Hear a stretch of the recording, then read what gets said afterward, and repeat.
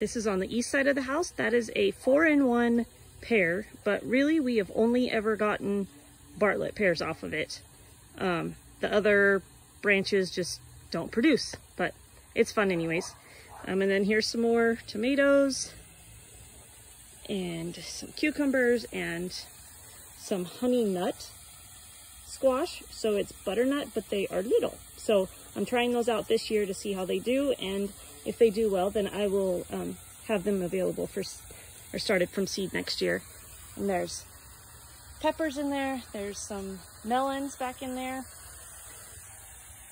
This guy is a Bartlett tree, or Bartlett pear tree. He's kind of sad. I have to get a big old stake for him because it wants to topple over. But this started out as a 4-foot stick about 2 years ago. Now you can see it is big and loaded.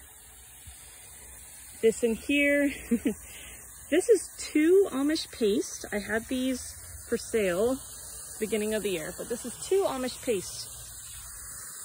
You can see how big. This is a Roma variety, but that is how big the Romas are. And they're so good. We had salsa with them. And then there is, I have the cattle panel art. There's some lemon drop watermelons growing on there. There are pole beans that are just about ready to flower and set fruit. There is some of this super pretty, I can't pronounce, eggplant. There's a couple of them on here. There's some tomatoes down in here. There is, oh, this is the Jack B. Little pumpkin. There's one there. It's gonna be ready fairly soon. And then there's more little guys all in here. And this is our thornless blackberry patch. We had to move it from on the west side of the house because it did not like it.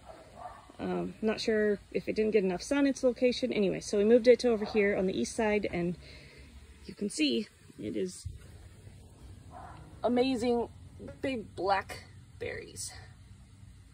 And they're thornless. So, little known fact, thornless blackberries do not go insane. You can keep them trimmed very easily.